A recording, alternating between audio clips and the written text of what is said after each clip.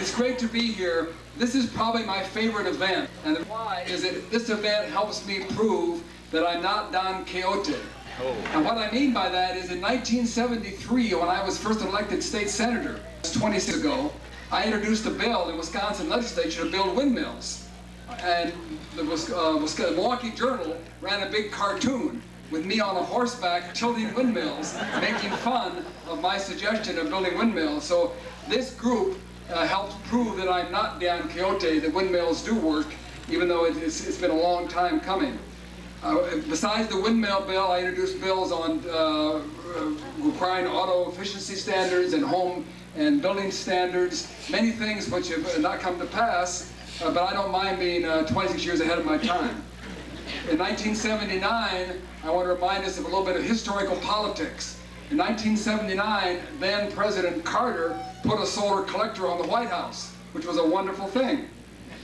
And at that time, he actually appointed me to be the assistant director of something called the Mid-American Solar Energy Center, which promoted solar energy in the Midwest. And then in 1980, we got a new president, and in 1981, he took the solar collector off the White House. And of course, exactly.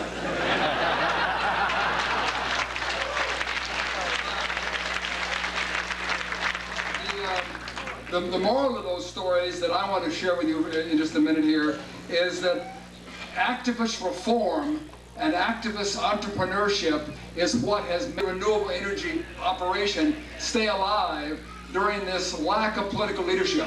From 1980 up until now, at the state level and in Washington, we've literally had no leadership and no real economic support. The oil, the gas, the nuclear continues to get billions of dollars in subsidies, and solar doesn't get that kind of support. So I think it's important to recognize and to give tribute to the kind of entrepreneurs and the kind of citizen activists who started this energy fair in 1990. This is now the 8th or 9th event, and I think that's very important.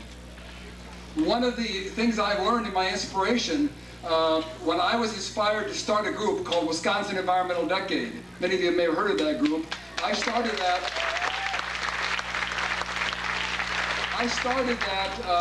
back in 1971, partly inspired by an individual and partly by the books that he and the people he worked with wrote. And that's our keynote speaker. Such books that many of you may not have read unless you have a gray hair or two. Books that I'm sure he remembers, like Sowing in the Wind and Water Lords. Those are the kind of books that I grew up on in 1971, 72, 73, which inspired me to start the Environmental Decade.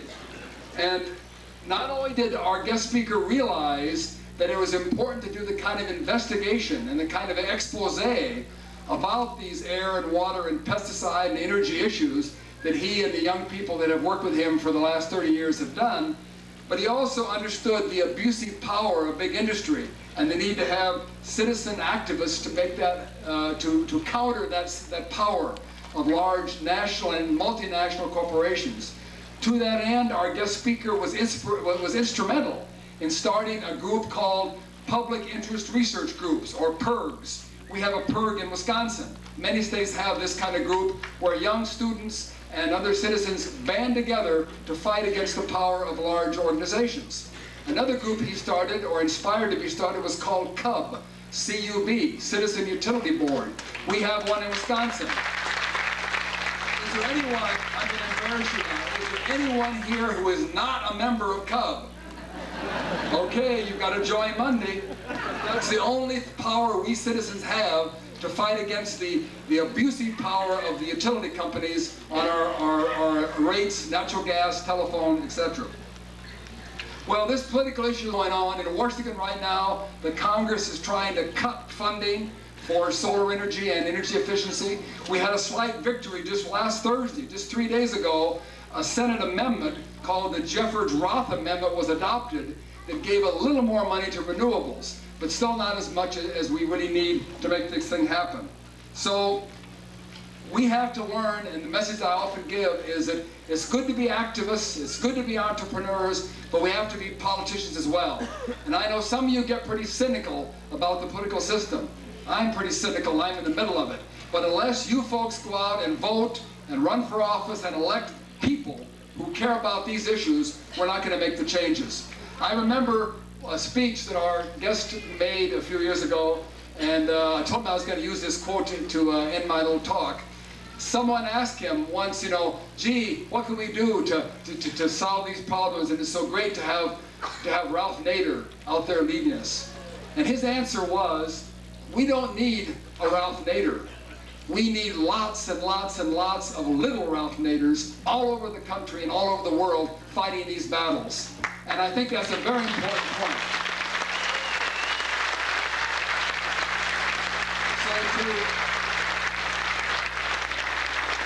So to a tent and an outside group of little Ralph Naders, I want to introduce you to the original Ralph Nader.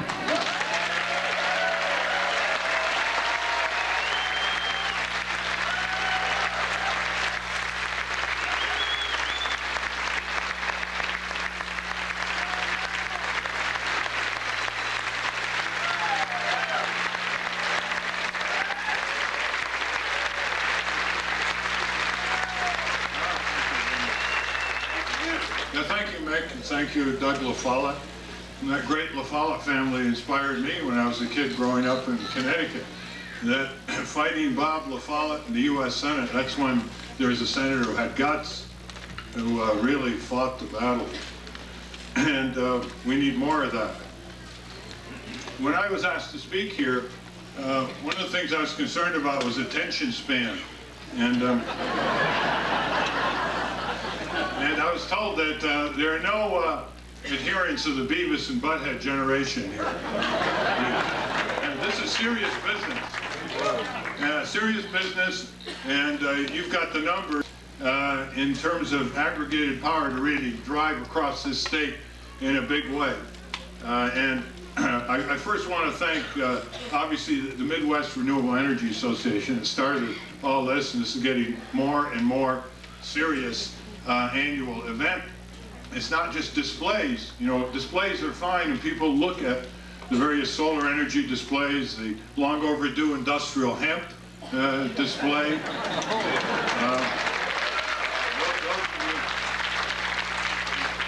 Those of you who study anthropology in college, you heard about all these primitive tribes with their superstitions and irrational behavior. There it is for you. The most versatile natural plant in the world with 50,000 uses over centuries, including Henry Ford, the first who built a car out of industrial hemp to prove his point. And of course, it doesn't require fertilizers and pesticides, and it can grow all over. And if we don't move into it the way Canada is now, and Romania and France and China, we're going to be left behind. And what's really amazing is this use of the word Luddites, how they call people who want solar energy or who are opposed to nuclear power technology Luddites. Well, first of all, the Luddites have been misinterpreted, as you know, in the early 19th century in England. But if the word Luddites needs to be applied in its misinterpreted historical sense, it's against these big corporations with their vested technological installations that are destroying the earth and bleeding consumers and stealing from taxpayers, not the people who are for renewable energy technology.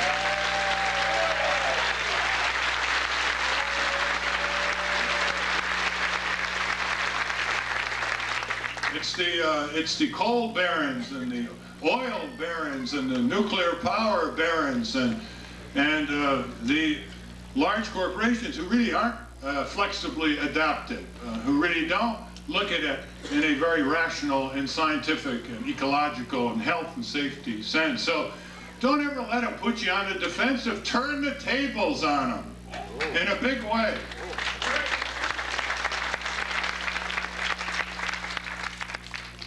Now also, as you know, the Customer First Coalition here, you're here, right? Okay. And the fight is electricity deregulation, which is another misnomer.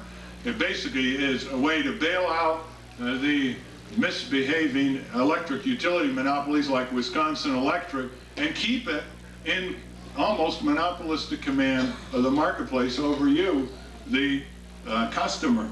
So consumer, environmental, labor groups, and one utility. I don't know how this happened. Madison Gas and Electric? Boy, this does disprove anyone who asserts that the corporate institution is incapable of mutation once in a while.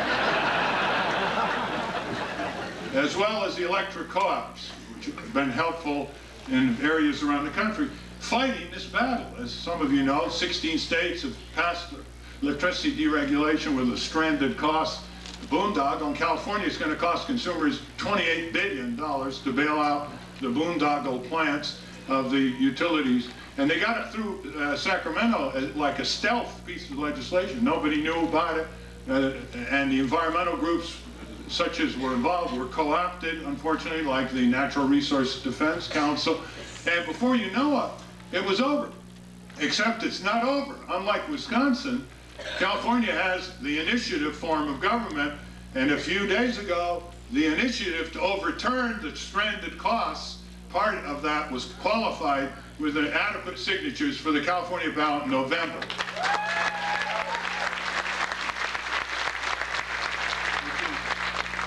Which is why you need to have the initiative, referendum, recall form of government. And that is a very important tool of democracy to get further what you want to achieve. Now, I want to, by the way, those of you who are into the internet, our internet address is essential.org, O-R-G.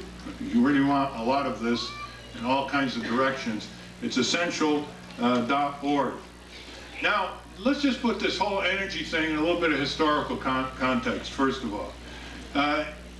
In our history, corporations rise and then they're often checked in terms of their power. The banks and the railroads took on the farmers and bled them. The farmers revolted over 100 years ago in what is the most fundamental political reform movement in our country to this day, the populist progressive movement. The country is better off by clipping the wings a little bit of the banks and the railroads, especially with the rise of the cooperative farm economy with farm credit and producer co-ops. And the workers in the auto plants and coal mines and steel mills, they were under the boot of excessive corporate power, and they formed trade unions to have a little bit more bargaining power and help build the middle class and have better working conditions and benefits, and they made the country better as a result. More recently, the civil rights, environmental, consumer, women's rights movements, they were often targeting excessive concentration of corporate power, of course. And we have to realize in our country that in the last 20 years, corporate power has concentrated and become global in ways that even some of the skeptics 20, 25 years ago could never have envisioned. In fact, corporate power is so powerful that we grow up corporate as children and young adults. And it's not just the television that we're fed or the videos we're fed. It's a corporate culture that has swarmed over a civic culture, the civic culture that's represented here today. It's a corporate culture that gets in our very heads, so we look at cars for years as stylistic, chrome-bedecked, gas-guzzling monsters and accepted it until we grew up civic and began saying, we want safer cars, we want cleaner cars, we want cars that are more fuel efficient. The civic resurgence against the auto industry, which has had its ups and downs, meant that we were no longer going to grow up corporate. And now the polls and the advertisements are all bragging about airbags and safer cars and et cetera, by the auto dealers themselves, by the auto companies themselves. But we still are growing up corporate in too many ways. We're being told in too many ways that the technologies of the big corporations are the most successful, and they're the ones we should accept because they're the big corporations and you don't argue with quantitative commercial success. Children are growing up corporate more than ever. They're spending 30 hours a week in the hands of corporations. Just realize that. Pre-teenagers are watching this TV, the video, the arcades, the military toys, the over-medication, You get a kid now who's a little super active, off, you know, get him a Ritalin prescription. The inundation of that child's life is such now that corporations are really raising our kids more, and parents are raising kids less. They're off to work, 2, 3 members of the family, commuting, etc. This is a very serious problem because it shortens the attention span of these children. And they go to school and they can't stand to be exposed to any kind of derivative thinking. And it spills over into college now. There are English literature professors that assign summaries of novels instead of novels, because the students don't have the patience to read, you know, Thackeray, or to read Hemingway, or to read, heaven forbid, some larger novels like Moby Dick. I mean, imagine that today, you know, with see. Now, if you look at the evening news, if you look at the evening news, look at a 2-minute clip and count the number of changes during that 2-minute clip of the screen. And with MTV, you've got dozens of changes a minute. And what happens when the eye is looking at new, continual change of the picture? It doesn't have time to digest and react. And pretty soon, we're not digesting and reacting. We are Pavlovian specimens. We are being subjected to these kinds of conditioned responses. And of course,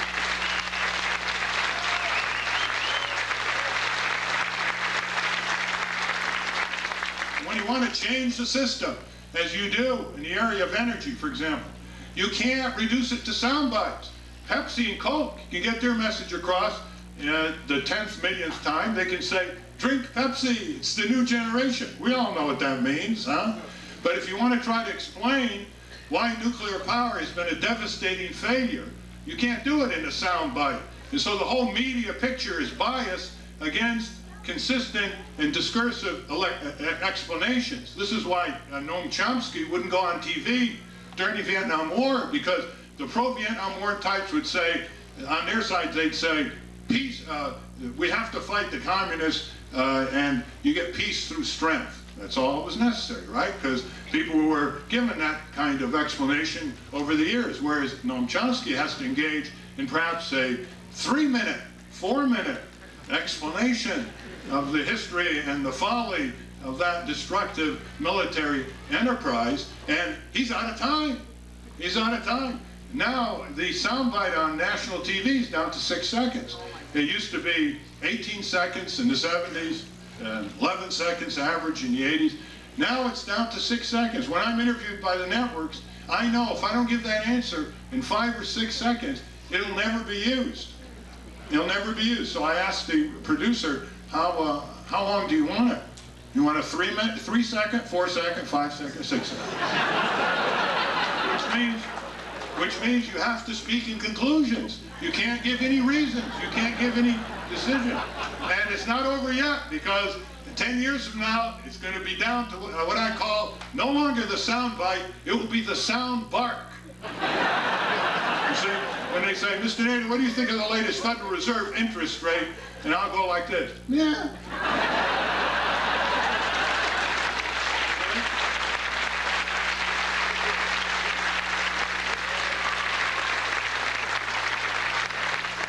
Now, let's look at how they control us, controlling processes of big corporations against the civic culture. It's really pretty simple.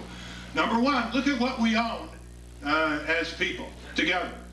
Okay, as people together, we own 1/3 of America, the public lands, oil, gas, timber, pasture, etc. Hard rock metals, gold, lead, copper, all the rest of it. 1/3 of America is legally owned by the people. It's a commonwealth. Who controls it? It's controlled by the mining companies, by the timber companies, with their accounts receivable minions in the Department of Interior and Department of Agriculture, who gives away our natural resources for bargain basement prices or for free. Under the 1872 law, companies, foreign or domestic, can go on our land, discover gold, discover molybdenum, and then buy these billion-dollar mines for $5 an acre. That's the price. And so a Canadian gold company just discovered $9 billion of our gold in Nevada, and they got it for $30,000. And they pay no royalties back to us or to our government, and they leave cyanide-contaminated wreckage after they're finished for us to clean up. So here we are. We own the public lands. We don't control. Now, if you don't think that's an important political agenda, you're missing the point. Even right-wingers will have trouble with that one. Hey, right-wingers, you own. Yeah, we do. We never thought of that. Yeah, did you ever hear of the Commonwealth? You own. Why do you let these companies control and dispose and loot and, yes, loot and thieve what we own? Something is a loose one here. Okay? Somebody kicked it. You on? Okay. I hope it has nothing related to what's being said here. Okay.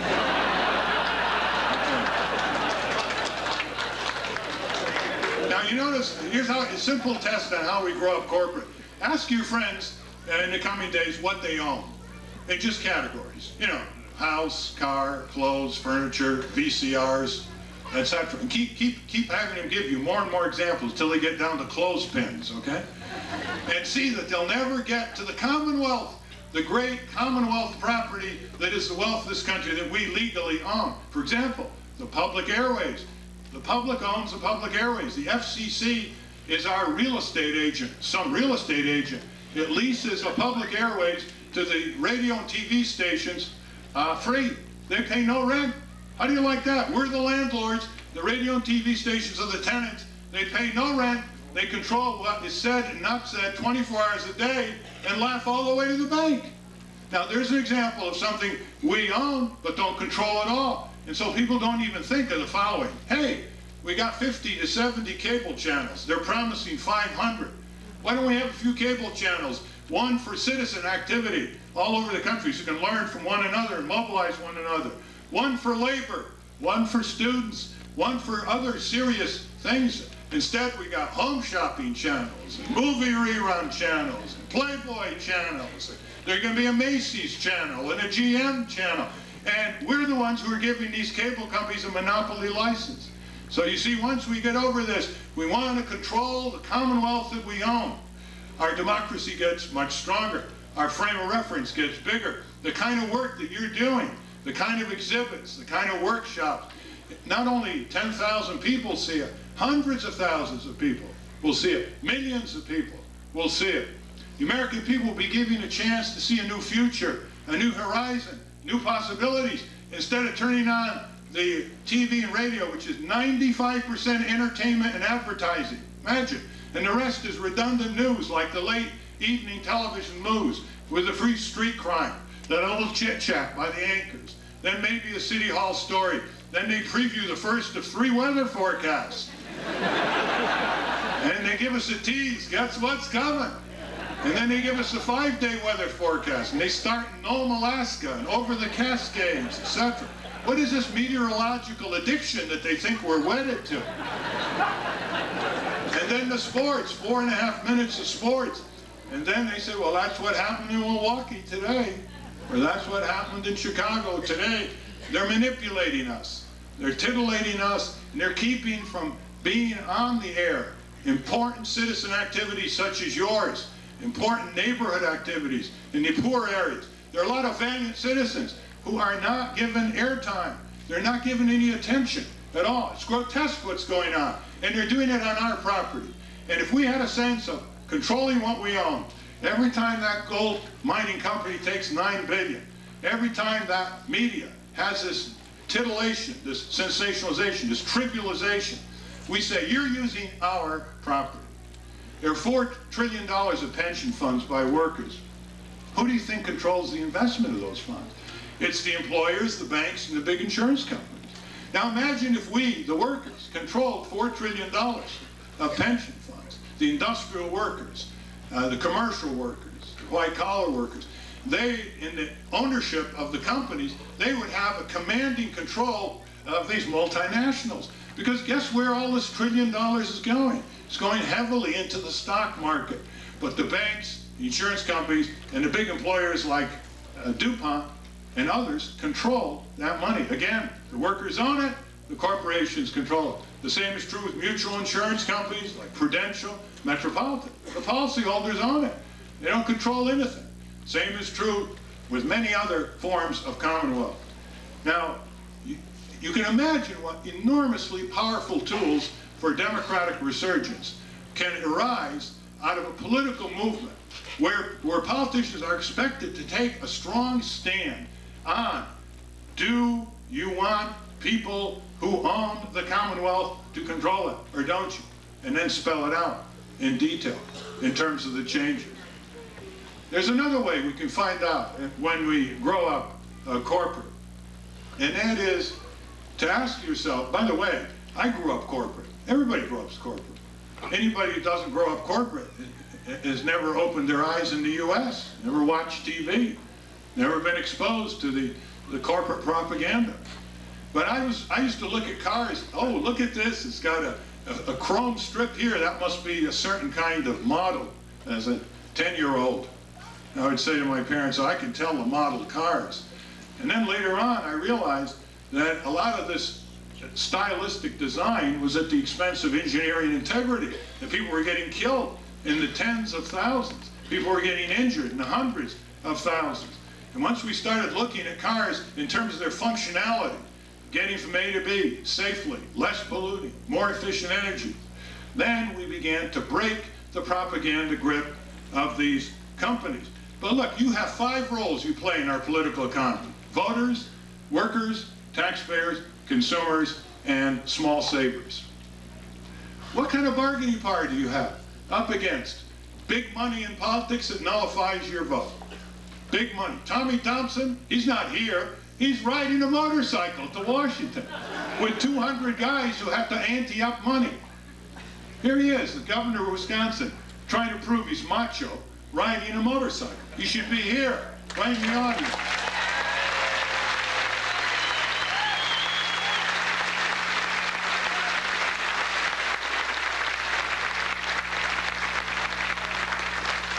Big money nullifies your vote. You know that. People know that around the country. It's no secret. That's why they get cynical and withdraw. When people feel powerless, they have 2 choices. They get cynical and withdraw, which is just what the oligarchs and the big companies want. Or they get skeptical and resurge back for change and reform, like the farmers did back 100 years ago.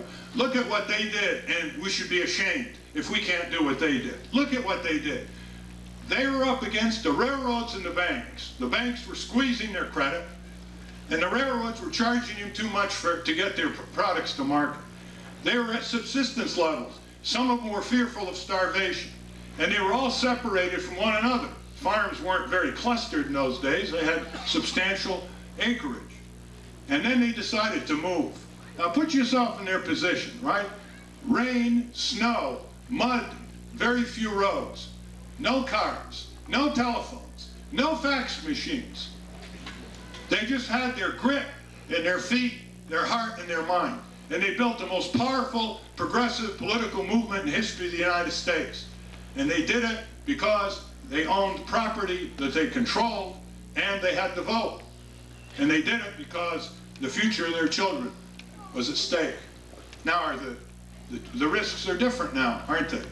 But are they any less serious? When you think of global warming and acid rain and ozone depletion and land erosion and the contamination of the earth in 1,000 ways by corporations who've decided to let you absorb their waste, to let your air and water and soil absorb their cancerous, their silent, violent waste. The number of fish in the ocean beginning to decline. Some major species bordering on extinction. Moratorium on fishing. When did we ever think that would happen? The equatorial forests are being cut down. Fires, read about it all the time. The Amazon, Southeast Asia. We never thought of that 25 years ago. The pollution situation now, compared to 25 years ago, is quite cosmic by comparison. 25, 27, 28 years ago, when Senator Gaylord Nelson started with students at universities, Earth Day, 20 million people, by the way, participated or gathered on Earth Day in April 1970, all over the United States. The main issues were air pollution and water pollution, fish kills, and pesticides. There was no mention of global warming, No mention of massive land erosion and acidic runoffs. No mention of ozone depletion. They were thought about then, but they hadn't yet hit the mainstream of concern. Now there is. You see, the stakes are getting bigger. There's no mention of equatorial forests. No mention of nuclear power. Hardly mentioned on Earth Day, 1970. Radioactive waste disposal. So what we're seeing here is a political process that has been bought by the commercial interests. And we know what we have to do in that area. We know we have to have media access, we have to have public financing of campaigns, we have to have people who don't get cynical and withdraw. You should not tolerate cynical people who withdraw. When you meet a cynic who's withdrawing, tell the cynic what you think of the cynic. Don't be inhibited. Tell the cynic is dropping out of democracy. The cynic is not carrying his or her oars. If you were in a big lifeboat and the ship had just sunk and there's a big storm, typhoon coming, and you had to get to the island to save everybody in the lifeboat, and here you are rowing away, and you look back and there's 6 guys who aren't rowing, they're listening to some music on a radio. What do you think you'd say? Oh, well, D-zone. They say, pick up those oars, man.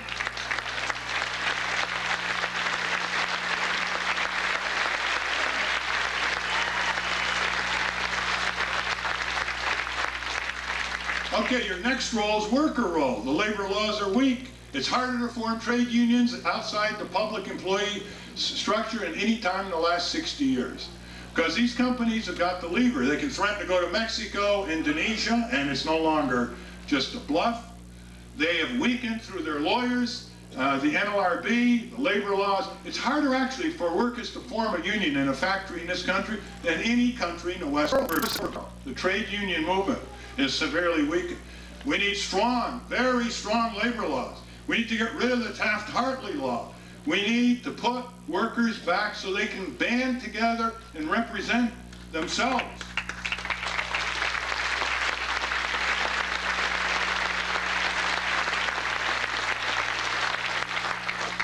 Last year, 28,000 homicides occurred in the U.S. Terrible.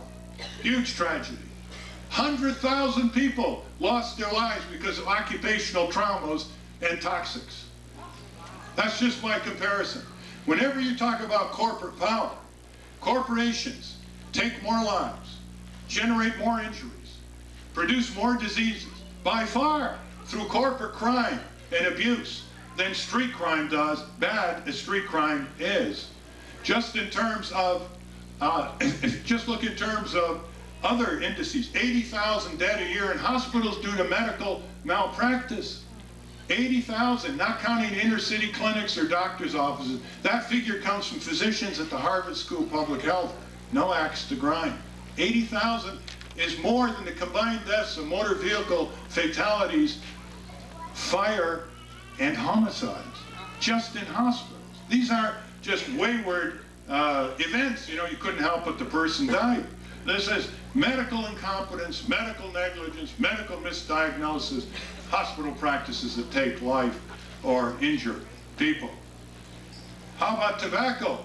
Takes 2, addictor, and the addictees, and they get them at age 11, 12, 13, 14, the tobacco moguls, the biggest drug dealers in the history of the world, whose executives are still invited to the White House.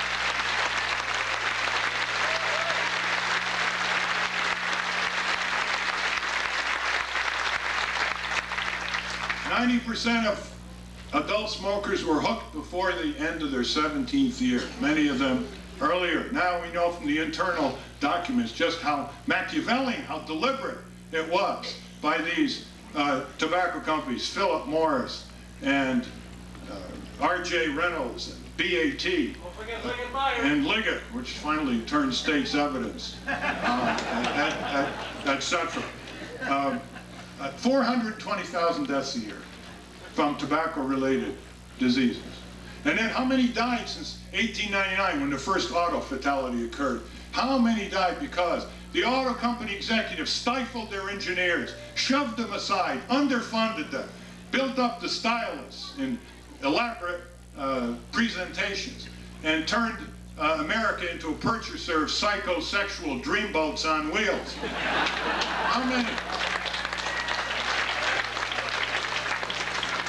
How many decades without seatbelts, which were invented in early 20th century and given to pilots in World War I so they couldn't fall out of their planes? How many people's skulls were cracked because hitting against sharp cookie cutters on the dash panel, violating the ancient Greek physician's injunction of 2,000 years ago that a human body is more likely to tolerate colliding against a flat yielding surface than a sharp cutting edge, giving GM 2,000 years lead time. Not enough.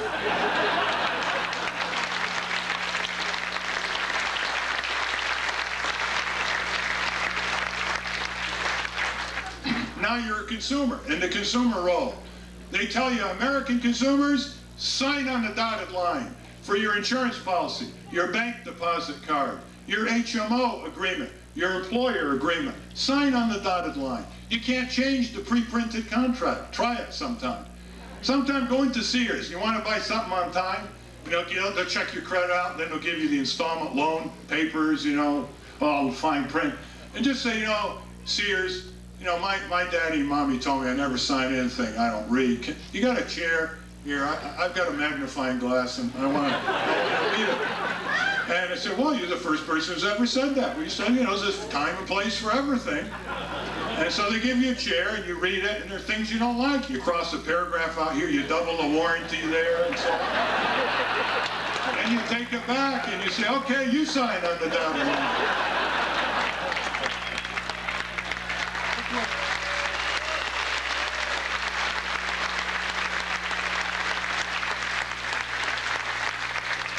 We grow up so corporate, we don't even think of anything when they tell us sign on the dotted line. In Washington, D.C. today, you walk into First Union Bank, and you forgot your deposit slip. They now are charging you 50 cents for the deposit slip. You're under the glass table, it's 50 cents. You call up a human being at First Union Bank more than twice in 1 month, it's $2. They charge you for everything but breathing. They changed the terms now. Someone sent me a little check the other day that bounced. My bank charged me $12. What have I got to do with it? You can imagine what's going to happen to that bank. But I mean, it just shows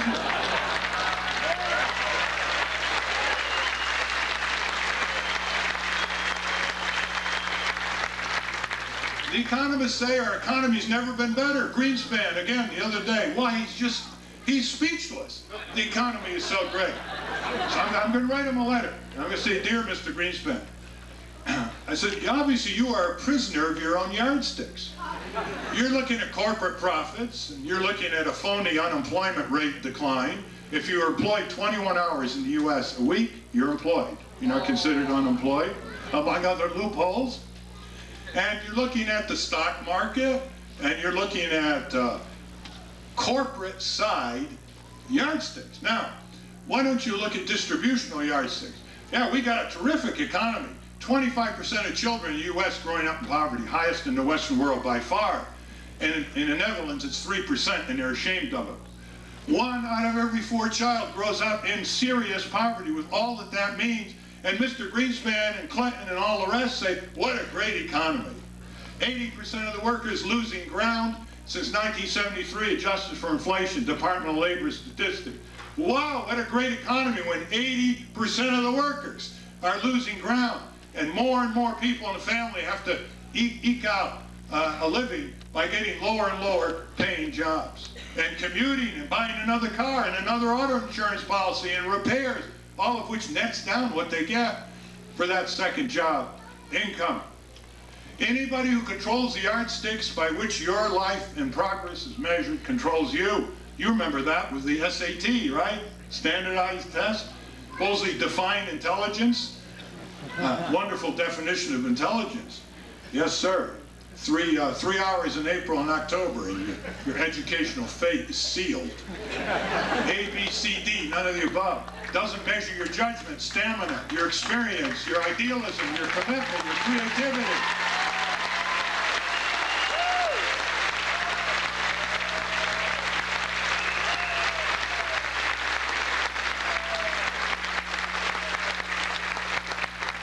So, hard-working families are saying, what are all these economists and these politicians in Washington telling us this is such a great economy? I mean, we're having more time making ends meet, and there are more people working in the family because they have to buy all kinds of things that they didn't have to buy 30 years ago. First of all, the commodification of family functions, having to eat out more, having to go to paid counselors, the end of the extended family, having to pay for that extra car, that auto insurance policy, etc. And now, in 1970, healthcare took 3.5% of our budget, maybe 4%. It's now 15%. So people are paying more for healthcare. In 1950, the home mortgage was 15% of family income. And now it can go as high as 28, 30% of family. Maybe that's why the folks out there have a realistic appraisal of our economy compared to the rich. How about this one? The net worth of Bill Gates is equal to the net worth of the bottom 100 million Americans, net worth combined. And tell me about a banana republic? How about that?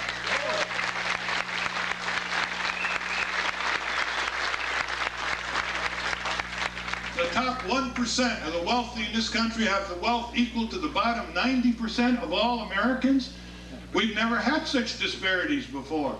Whenever we have these disparities, we have this concentration of too much power in the hands of too many, our country gets into trouble. It's a lesson of our history. We've got to counteract it.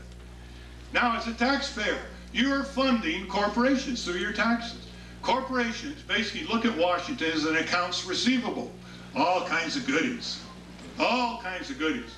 If big companies get in trouble through their speculation or corruption, they don't go bankrupt, they go to Washington, namely you, for a bailout.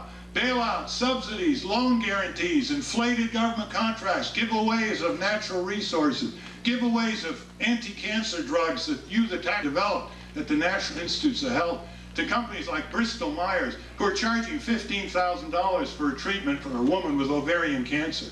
One series of treatments, $15,000.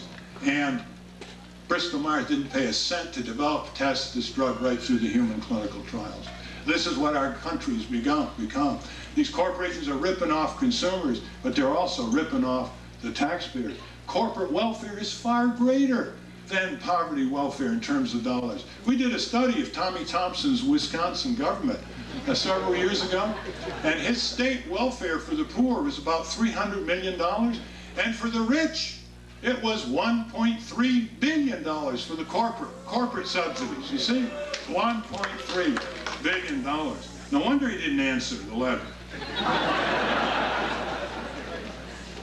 Now, glasses with your savers, you know, the Congress is about to pass a bill to strip you of your rights in class actions when you're ripped off as bank savers, such as the S&L fraud, to take away completely your state jurisdiction. The same Congress next week is about to pass a law opposed by Senator Feingold, maybe opposed by Senator Cole, don't bet on it, to take away the rights you have should you be injured by a defective automobile or hazardous drug or a toxic chemical that you already have here in Wisconsin, to federalize it and then also weaken the protections you have. Without litigation and the tort system, the tobacco controversy would never have matured. Congress looked the other way for years, the Food and Drug Administration looked the other way for years. When all those memos started coming out due to this litigation, brought by a few lawyers on behalf of a few sick people, that's when the whole tide turned, and that's why the corporations want to block out your right to the courtroom, and they want to have you agree with them with their propaganda that we're too litigious in this country. Too litigious. University of Wisconsin Law School researchers, Rogers and Galanter, have demonstrated we filed more civil suits per capita in 1830, in 1840, than we're filing today. If anything, the suits against corporations being so difficult to maintain have been declining in the last 10 years. Now, those are the 5 roles. And this is why we have to make corporate power the central political issue of our time. Whatever your own preferred issues are, you can't do much with them unless we develop the countervailing civic culture and democratic tools. Access to the media, initiative, referendum, recall, public financing of campaigns, inserts in bank envelopes and insurance policy envelopes and utilities to develop more Cubs all over the country. In the health insurance area, the banking area, a complete revival and restoration and expansion of democracy, which is the best instrument ever devised to solve the problems of human beings and to anticipate and forestall other injustices coming down the line. And yet, big corporations are on a collision course with American democracy, and American democracy has been losing. Now comes this fair. Think of what you are doing in aggregate terms here. You've got exhibits, you've got workshops. What are you doing in aggregate terms? You are spearheading the movement for the democratic reshaping of modern technology in the energy area. That is not a modest initiative. It deals with whether we're going to preserve the ecology of the earth, whether we're going to preserve the family budget, whether we are going to preserve the health and safety of people, and whether we are going to have a legacy to future generations so they don't curse us for just leaving them with slags of uranium tailings, massive strip-mined acidic runoff coal mines, and devastatingly hazardous radioactive waste dumps. That's what you're about. And some of you have a piece here, wind power. Some of you have solar sunlight. Some of you have industrial hemp. Some of you have citizen groups, exhibits, workshops, and on and on. I urge you to aggregate what this is all about so it becomes more powerful and more significant. You are part of a real entry into the 21st century. Not a phony entry by George Ronald Clinton and his erstwhile environmentalist Albert Gore, neither of which have ever made a single speech on solar energy in over 6 years in office. Is that what they promised you when they ran around asking you for your vote? What are they afraid of? They're afraid of the nuclear power industry. When Reagan cut the solar energy renewable budget 90%, you know Reagan. He went into Michigan catering to the auto companies saying he's against airbags because they interfere with personal freedom. In a way, he's right. Freedom to go through a windshield. In Texas, he allied himself with the mantra, America became great by producing energy, not by saving energy. And throughout the country, he told us that most of the pollution comes from trees, air pollution. Don't be surprised, he told a gathering of press twice, once before he became president, once after, quote, nuclear missiles once unleashed can always be recalled. How's that for a frightening display of commander-in-chief technical knowledge? Now, what did Clinton do with Gore? They backed off. They have a little more renewables in the Department of Energy. Not much compared to the books Gore has written, the statements Clinton made before he was elected president. They are still subsidizing nuclear power, one of the biggest technical boondoggles in world history. They are still putting premier attention to the fossil fuels, all kinds of clever ways, depreciation, tax incentives, and so forth. They haven't got the lesson yet. You see, it isn't a matter of just knowledge. They know. They know better than almost any other president and vice president about the environmental and energy issues. They know. It's that they don't have the guts to go around the country and build the power at the grassroots level.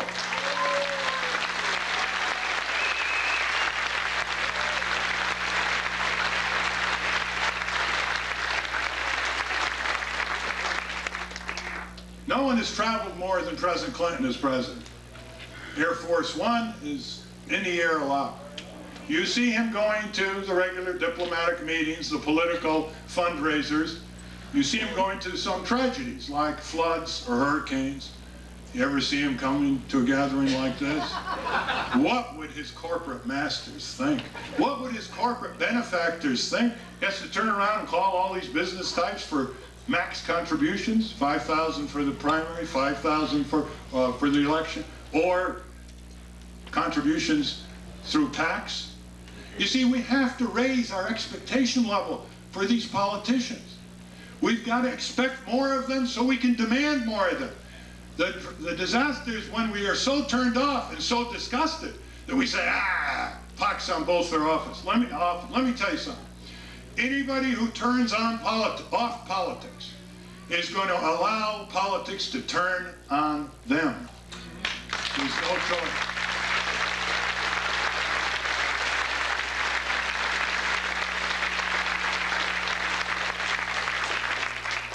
Now, it's beyond any doubt that fossil fuels and nuclear power are the most costly forms of energy in the country compared to renewables and efficiency. First, even on a straight-on investment in a nuclear plant compared to an investment in wind power generation, there's no contest anymore. If you add the side effects, the strip mine devastation, the radioactive waste storage for a couple 100,000 years, etc., if you add those, it's even less of a contest. So why is it that fossil fuels and nuclear are still dominant? Why is it when there have been pilot projects all over this state, all over the country, solar-powered homes, wind generating is now the new form of generating electricity. Why is it that we have received more energy from energy conservation since 1973 than from new expanded traditional forms of energy? Do you know that? We are saving $170 billion a year because of the energy efficiency we accomplished since 1973. More fuel-efficient cars, little fuel-efficient appliances, lighting, and it's only scratching the surface. What is it when you have this overwhelming set of arguments for efficiency and renewable energy, now and into the future?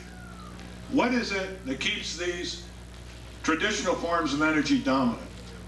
It's simply the political and economic power they have to block policy in Washington and to keep the media from giving full attention to what you're doing. After all, look who owns it. Westinghouse owns CBS, General Electric owns ABC, and Disney owns, General Electric owns NBC, and Disney owns ABC. And then you think you're going to get a break from Murdoch and Time Warner?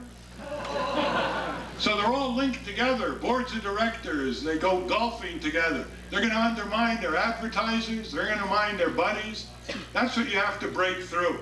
And you start right the way you're starting, with clear examples of success, with examples where newcomers to the fair learn that there are people just like them, same economic circumstances, live in the same areas, who are going more and more energy efficiency and renewable. It's a heavy process of education, but we have to branch out. One day, a fair like this should be on C-SPAN. Get a hold of C-SPAN. It's all we have left in this country. C-SPAN. Get it to come.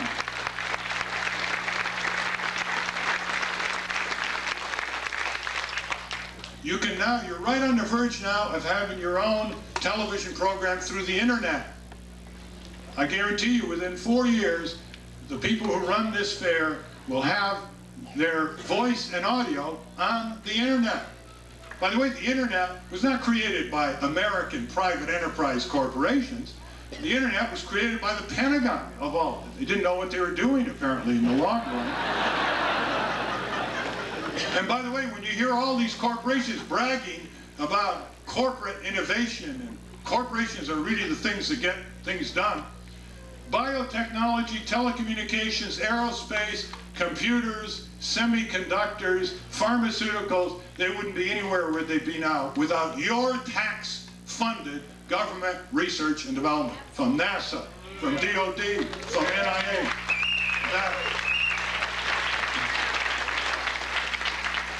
That they got free. I mean, you can go, there ought to be a corporate mandamus here. There ought to be a taxpayer appreciation day where corporations suspend all their bullshit and thank you for all that you have given them free.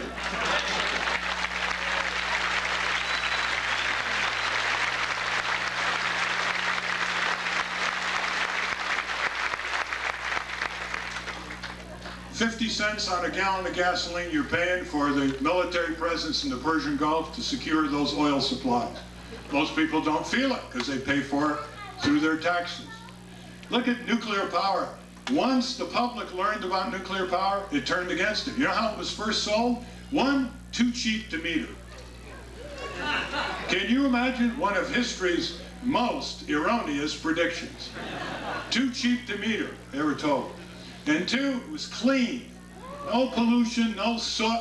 You didn't get your clothes dirty, no strip mines, nothing. What they didn't tell us is that nuclear power is the only form of energy that requires a population evacuation plan.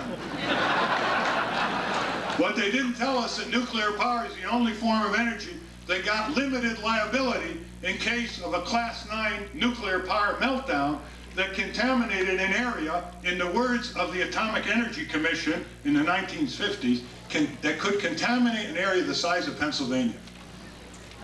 Nuclear power is the only form of energy that is an inherent national security problem.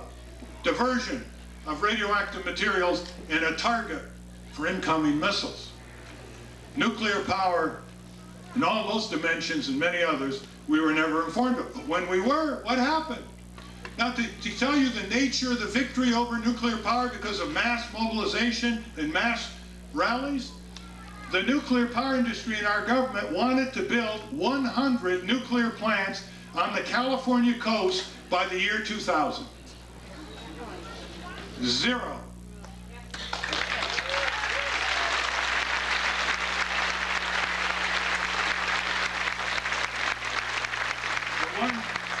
The ones that were built, 2 or 3 of them are now being shut down. But they were built before the statement of 100. The Hudson River in New York, the industry and the Atomic Energy Commission want to build 7 nuclear plants on one river.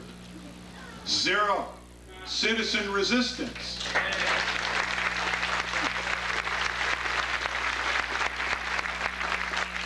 The ones that are on there were built already. There has not been a new nuclear plant order that has been fulfilled since 1974.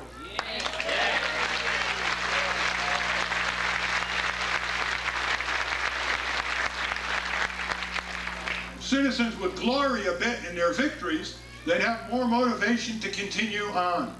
Let me tell you, if you're going to be part of a citizen movement, you better not be into mood swings. Ups and downs, depression and exhilaration, pessimism and optimism, Valium and martinis. You know from your own work as leaders of citizen groups all over this state that it takes stamina, it takes consistency, it takes an equanimity of personality, and it takes a realization that this is truly one of life's greatest gratifications, to be able to work a democracy into a strengthened posture for the greatest good, for the greatest number of people. That is real civic culture gratification. And if someone says to you, I don't have time, I hardly have time for a social life, you know what you can say in reply? Let me tell you, sometimes the best social life is a civic life. You meet wonderful people.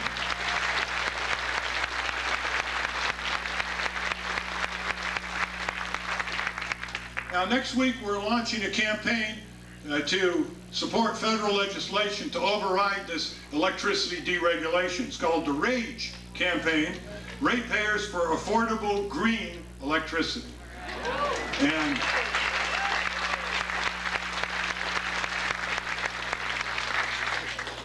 some of the supporters of the campaign here, Renew Wisconsin Citizen Utility Board and Wisconsin Environmental Decade, all have exhibits there. The campaign will be launched on June 23rd, right down near inside of Congress, Capitol Hill, which we call Wuthering Heights. Senator Wellstone will be at the press conference, Congressman Dennis Kucinich from Cleveland. David Brower will be in California. You ever hear of a more consistent environmental citizen leader than David Brower? And Jumpin' Jim Hightower in Texas.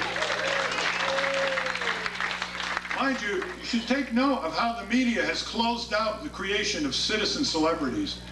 In the last 20 years, they made sure that local, state, and national activists don't get well known, don't get to be civic celebrities. And those of you who've tried to put programs together understand that very well. It's not that they're not around, it's that they're being shut out of their own airwaves, which are owned by the people in this country. Now, let me conclude on this note, if I may, and that is, And I thank you for your patience. You clearly fulfilled my expectations.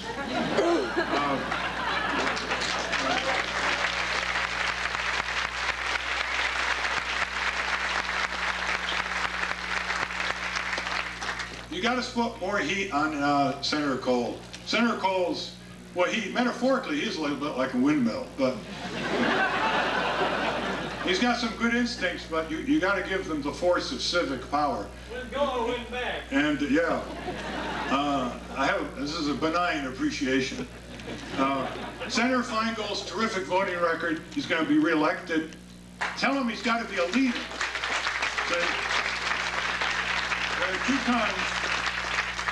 There are two kinds of good senators in the Senate.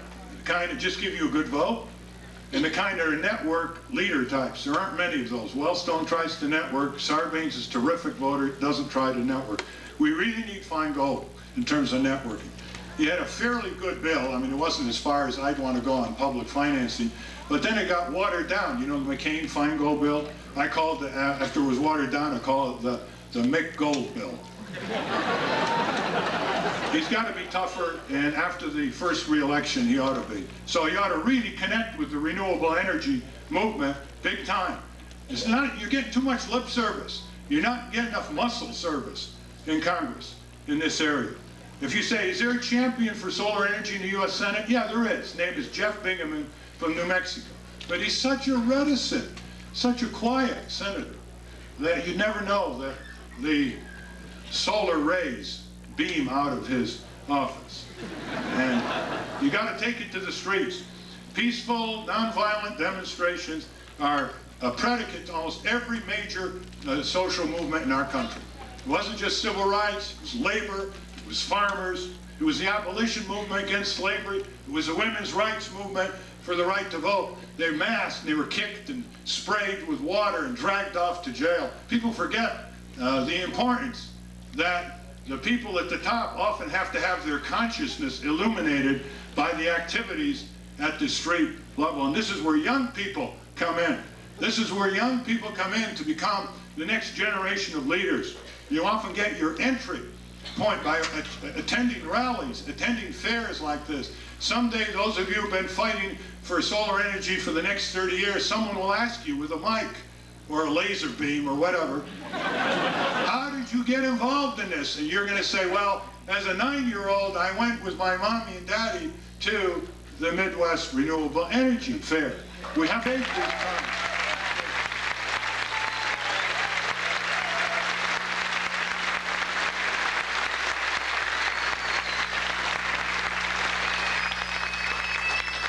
And Ed Garvey is a preferred governor of this state.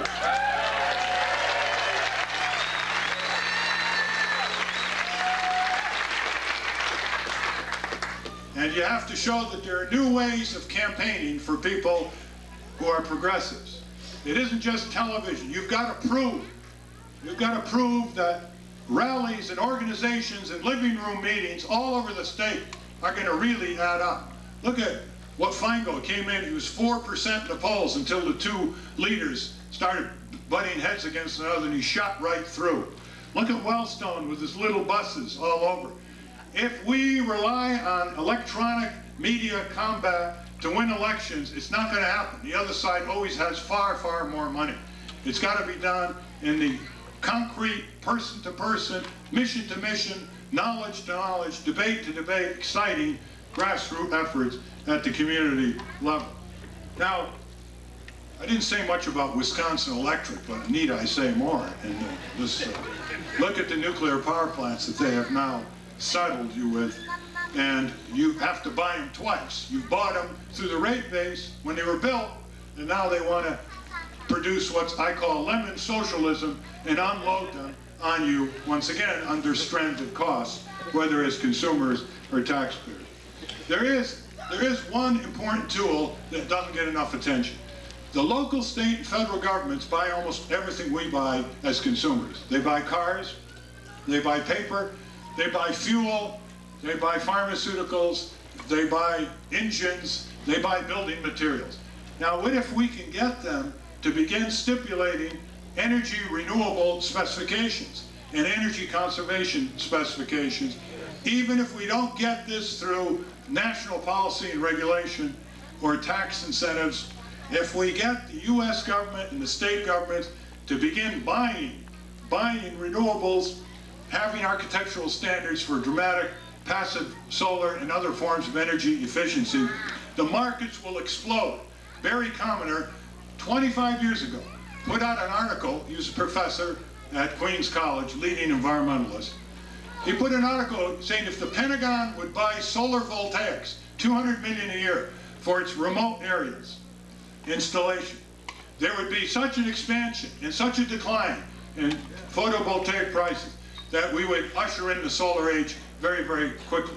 Well, you know that there have been about a 90% price decline already in solar cell costs from 1970. But it could have occurred much earlier and much more extensively. Now, guess what the US Navy is doing? 4 or 5 years ago, the US Navy realized that it's cheaper to put solar photovoltaics in remote installations than gas turbines. Not that it's better for the environment, just in terms of dollars and cents and repair and lack of refueling, etc. So they are in the process of putting in 20,000 photovoltaic installations. And they went up to the Congress in the middle of this and said, we need $70 million to put these in, and we'll save $175 million a year. And the Congress said no. You see? So they're doing it anyway, a little bit off their budget, and they put several thousand in. Again, have you heard about this? Have you seen it on TV? The evening news? The Monica Lewinsky, O.J. Simpson evening news? Have you heard that?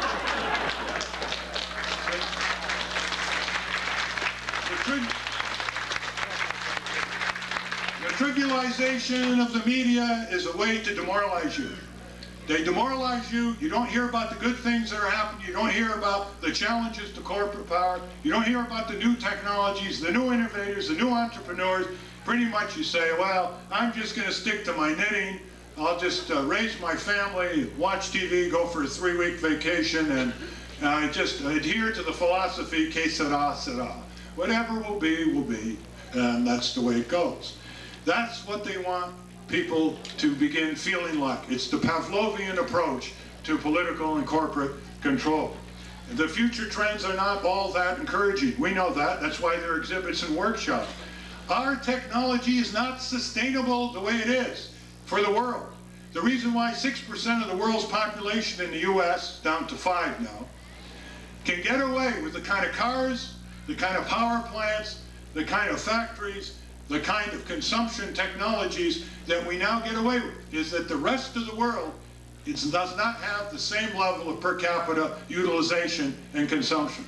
If everywhere in Asia and Africa and South America, there were 2 cars in every garage with the infernal, eternal, internal combustion engine as the power source, this world would not be habitable. And the only way we're getting away with it is because the rest of the world, with few exceptions, Western Europe, have not caught up to our level of technological damage in per capita consumption. How long are we going to be able to rely on that? The immorality of corporate technology is best based in that realization. And what are they doing? They're trying to export it. They want to export nuclear plants to China. They want to export all kinds of damaging technologies to these third world countries, and the resistance level is not that great because we don't have our global media. We can't do in 10 days what we now take 10 years to do because we don't yet have our global media. So fan out from these fairgrounds with a renewed resolve to develop the tools of democracy, to support the progressive candidates, to build your own models, to transform your own personal consumption, and to convey that to others in an unabashed manner. You have nothing to apologize for. You have everything to be proud of. You have everything and every reason to become secular proselytizers and building the civic culture so that you democratize technology and keep it from destroying the essential biosphere of 4 miles from the ground up, within which 6 billion people are trying to live. It's the battle of the technosphere corporate style against the civic sphere, citizen democracy style, to preserve the biosphere. Thank you.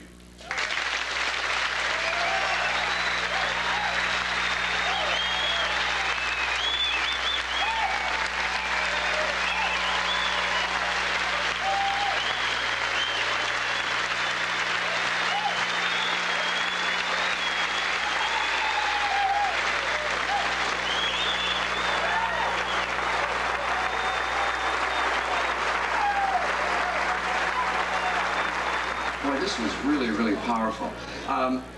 What I'd like to do is at this point, well, first of all, in recognition for all that you've done for your outstanding support for renewable energy, the Midwest Renewable Energy Association, who is all these little people, we'd like to present you with a very meager award. And thank you very, very much for that.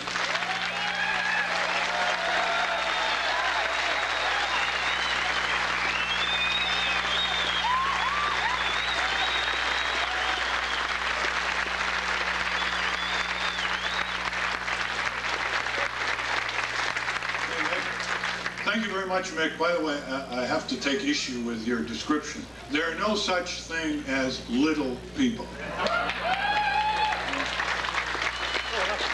There are people, and there are people, and there are corporations. By the way, just a personal note, I do want to thank the efforts last November of the Green Party in Wisconsin. I really appreciate it.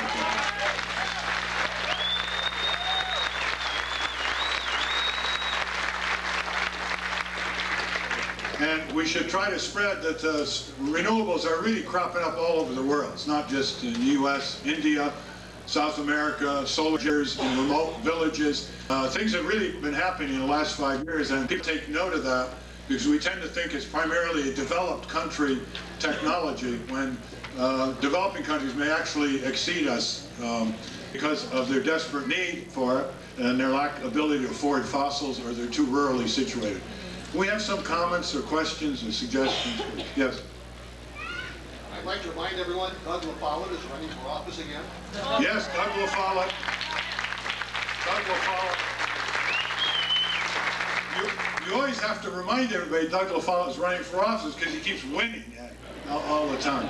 And I know he can't be overconfident, but he's there, isn't he? He's always there.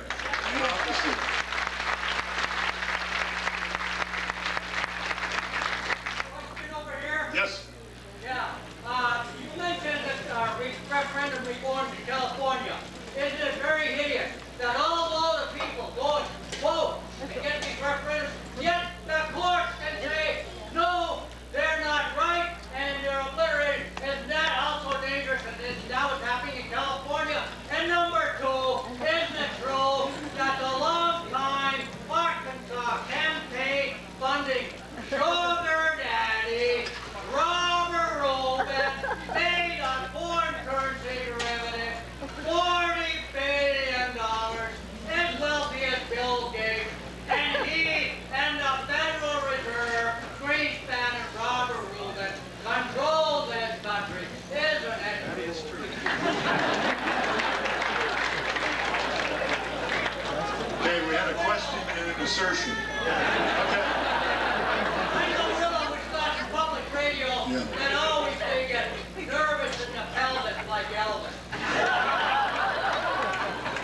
There are always ways to harass petitioners for referendums. It's been part of our historic lore, and people are getting better at getting petitions on the ballot because they know of the technicalities, etc. But we really need to have a major ballot access reform drive in this country. That's one reason why third parties can't get anywhere. We have a winner-take-all system.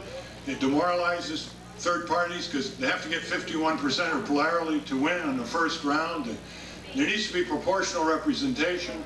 You got to have easier ways. Notice in Canada, you want to run for the national parliament. Last time I checked, 50 signatures and $50. Yeah. And you're out of that. Could you please comment on the recent hits that legal aid is taking, particularly in light of the recent United States Supreme Court decision that virtually defunded them on a 5-4 vote arising out of a lawsuit from Texas with attorney escrow account funds? Yes, well, the attack on legal services, which was established in the 1970s, has been going on largely from the Republican camp. Reagan wanted to get rid of it in California. He became president. He pushed to abolish it. He was blocked by Democratic Congress, but now the Congress is Republican, and they have cut back on the funds. Just to show you how trivial it is, a B-2 bomber, of which there are 10 being rammed down the Pentagon's throat by Congress because the Pentagon finally realizes they have no strategic value and they have trouble flying in the rain. The B-2 bomber is $2 billion, one, and it's strategically worthless apart from any humanitarian standards. And the budget for legal services for millions of poor people in this country, so there can be some semblance of equal justice under law, $300 million. And they want to get rid of it. And now the Supreme Court has ruled that the trust funds, the interest on lawyer firm trust funds when you give them money for escrow and so on, that can't be used for legal services. Let me tell you something. I've been watching Congress and writing about it now for 35 years, and I have a historical appraisal of it before that. I can't recall in our century a more cruel, vicious, ignorant, craven, and indentured majority in the Congress as is today.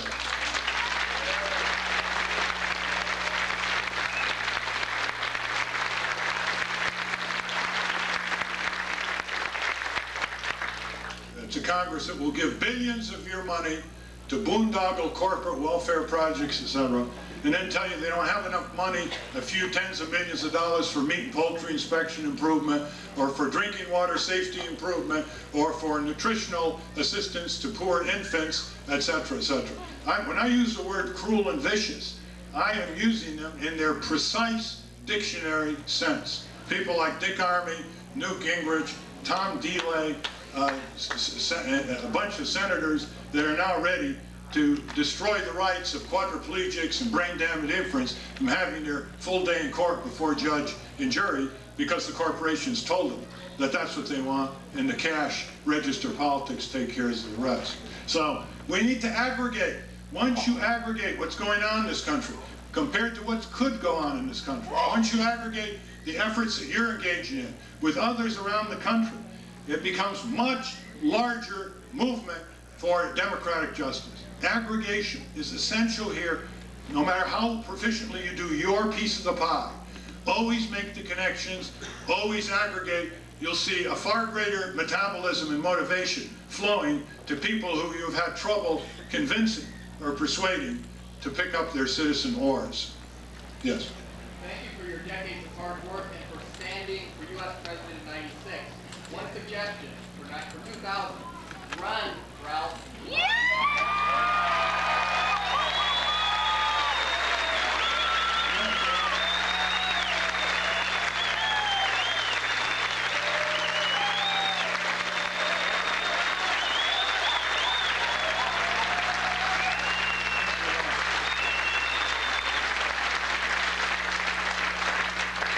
Look, I'm a full-time citizen advocate.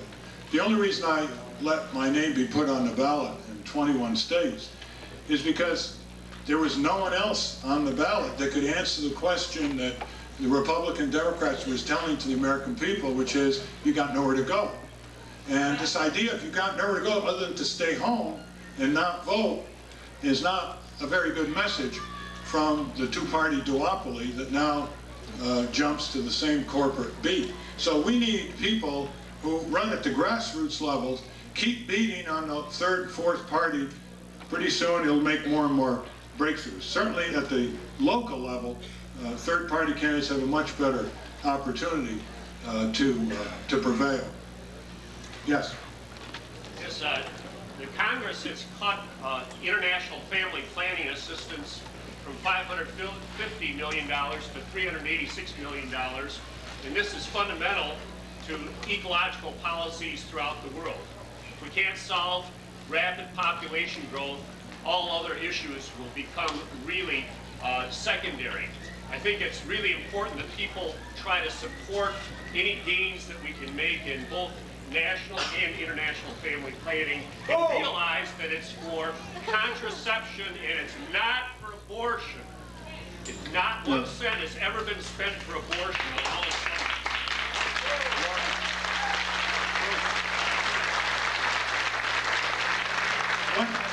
One thing we do know that poverty correlates with large family size, and higher standards of living correlate with smaller family size. So anti-poverty policy worldwide has got to be very critical part of this. And the idea of the trivial amount of foreign aid, most of which comes back in terms of contracts to U.S. corporations.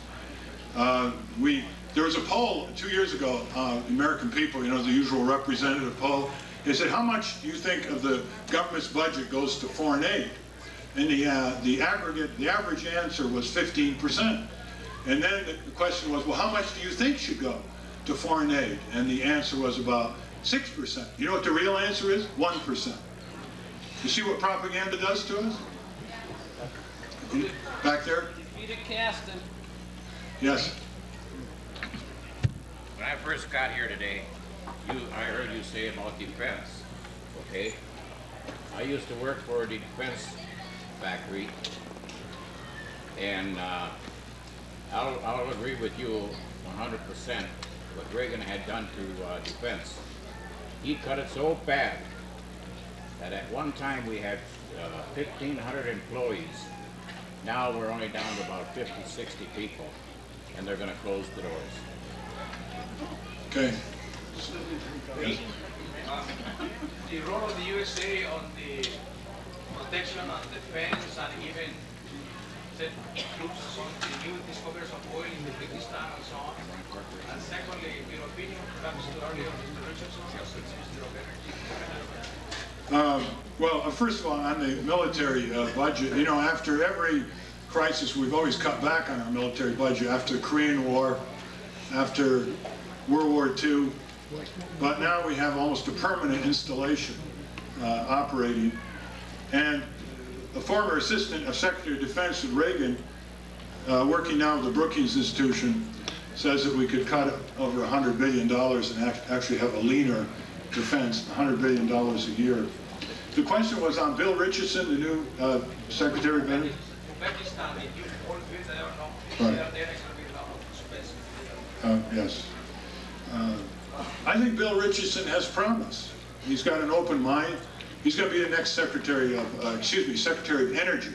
He's now the UN ambassador for the U.S., former congressman from New Mexico. He's one of the few politicians who actually gets better with age. And so we hope to sit down with them, the renewable energy groups, and I would, if I were you, I would write them a letter in care of the Department of Energy with your proposals and your platform. Coming from a sun-drenched state, he is more predisposed to solar energy to begin with, and we may have a little activity in the right way in the next 2 years there. Yes?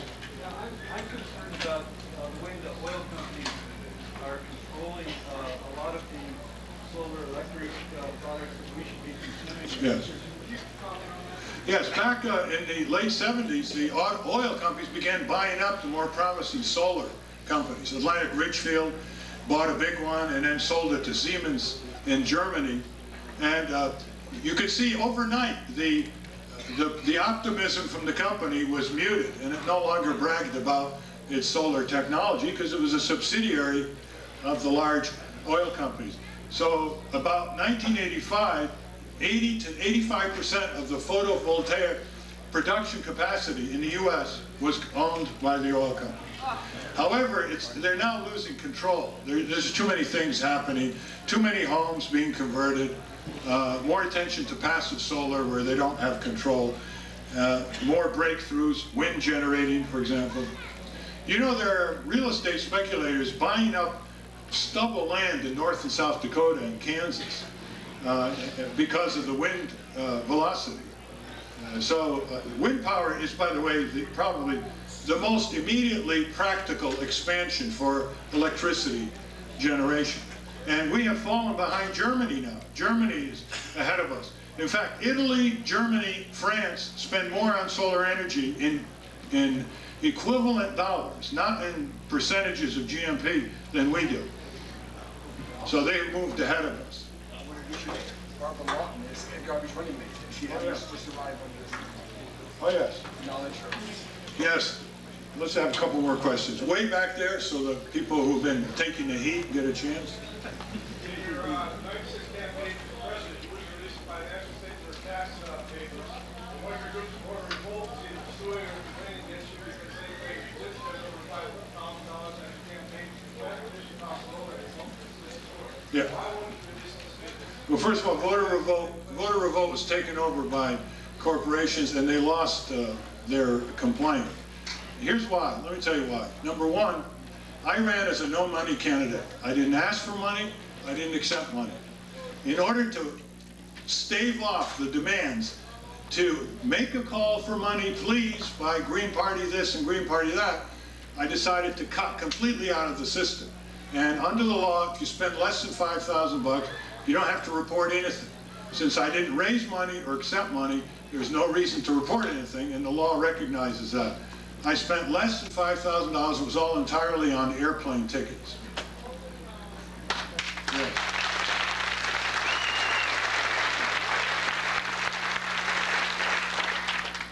My sensation is that you are so absolutely correct. You don't have a chance. You're absolutely correct. I suppose we should call a halt to this. There's another event that we're treading on, aren't we? David! Let's just take 3 more, okay? Yes, ma'am? I think that the corporate issue is the target issue, and it's so important to us achieving better quality of life here on this planet, better quality personal life. But it's not a very sexy issue.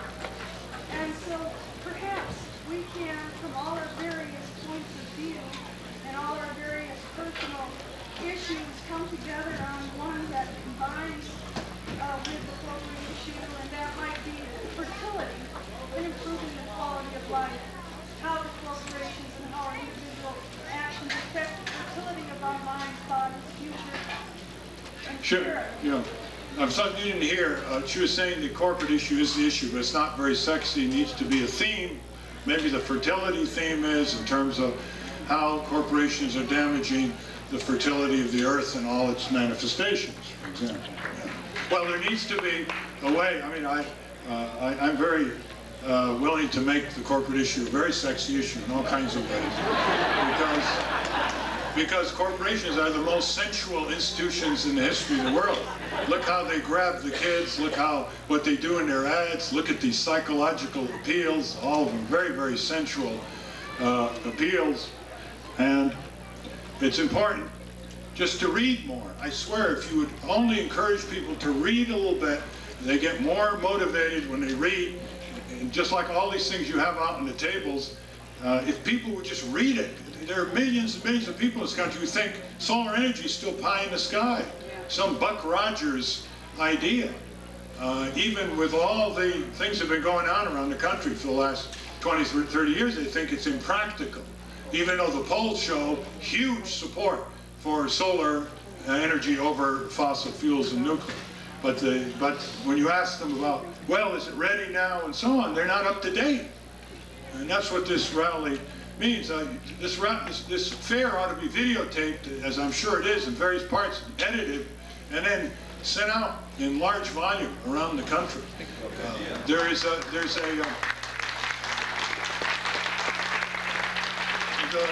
a fellow in Boulder working out of one room, David Barsamian, you know him?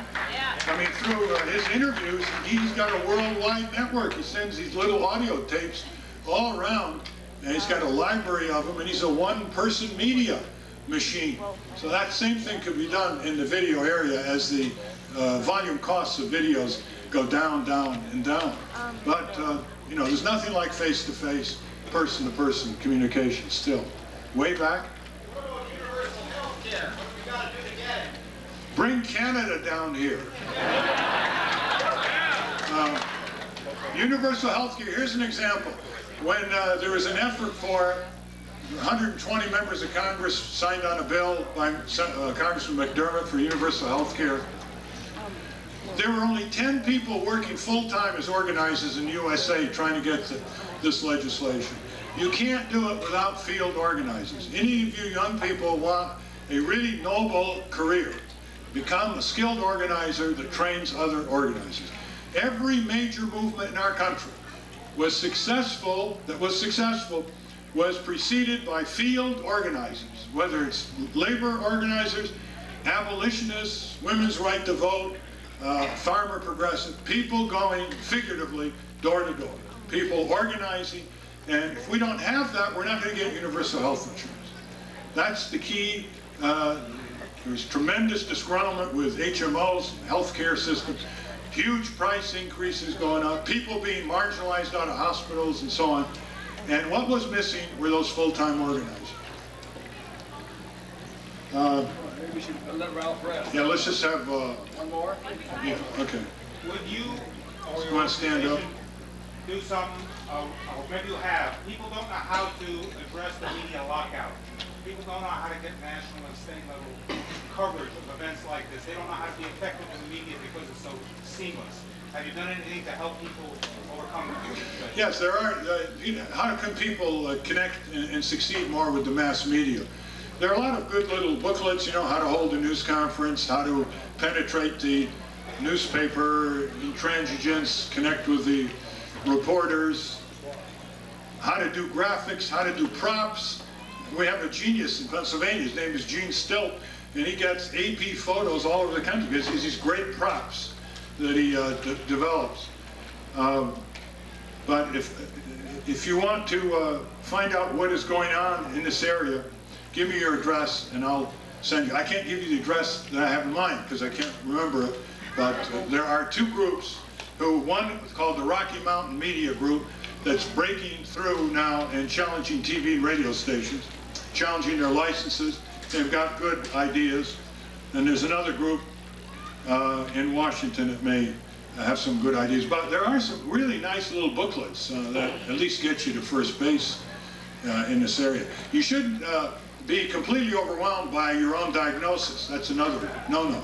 If you say the media is concentrated, the media is corporate controlled, therefore I can't get anything on the media, that is an overplay of your diagnosis. You got to assume there is a monolithic concentration going on. More and more radio stations bought up by one company like Westinghouse, etc. You can still get through. You got to believe that you can still begin to get through the crevices. A good reporter here, a good editor there. Set up pirate radio stations. Yeah. Oh, here it is. Very good. Look at this. Secretary of State at our service. The Rocky Mountain Media. The Rocky Mountain Media Watch is called. And here's the phone number. It doesn't have the address as the phone number. 303-832-7558. That's 303 in Colorado, 832-7558. And it's on the web. And it's www.oneimage.com. One Image is one word. ONEIMAGE.com. And Ralph, what is yours again? Your website? Essential.org. It's got a huge umbrella of groups, many groups under it, and it's one of the premier citizen websites.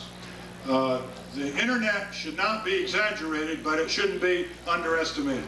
Right now, we're on the verge of being able to have our own TV programs. Then the next question is to get it noticed so people will log in. But there are such enormous, other than information retrieval, etc., and email and so on, there are enormous outreach communication potential for the internet. What about Y2K? You know, what about Y2K, year 2000? Big computers going clunky. Okay, there are a lot of problems. Oh, by the way, let me say one thing on the computer glitch, you know, the two-digit thing in year 2000. Notice this. What if the people who brought you that year 2000 problem were government. Can you imagine the Wall Street Journal? Can you imagine the hammering away of government boondoggles? Well, the friendly people at IBM and other corporations brought you this, and for 2.5 decades didn't alert the public to it and get it changed. And now the range is tens of billions, hundreds of billions of dollars to correct that in order to prevent computer or software systems from collapsing, whether they're the aviation software, flying planes, or sewage system control software, or whatever. And just always keep in mind that corporate boondoggles are rarely berated, but government boondoggles. And what is government now anyway but a tool of corporate power? A lot of what government does is at the demand of corporate power. But Reagan started this very successful drive to get people to hate their own government, where their government can help them and protect them and defend them domestically. And the rest of the government, which is the corporate welfare government, was there for the taking. There for the taking by the financial institutions getting bailouts and subsidies, and the mineral companies and timber companies, etc. So watch out for that stereotype. Government comes in many splendid and unsplendored ways that should be clarified. Let me just have one more question. Unplug America. Yes, unplug America. I'd like to invite everybody to help the situation of power use in this country by joining Native American people across this country and giving the Mother Earth a rest the day after Columbus Day, October 13th, every year. Unplug America. Don't use any resources on that day, and that will help bring about the future. All right. And where's the pamphlet? Okay, she's got pamphlets that detail it all. It's really quite an imaginative presentation. It's nice to see Native Americans at the core of this. And this isn't just idealizing the situation. This is very, very nitty-gritty, grab hold of the problem and grab hold of the solution activity. Well, just remember, you are emissaries. Go out to the state and other states and multiply your concerns and your energies and your efficiencies in an unabashed manner. Remember, the oars on the boat.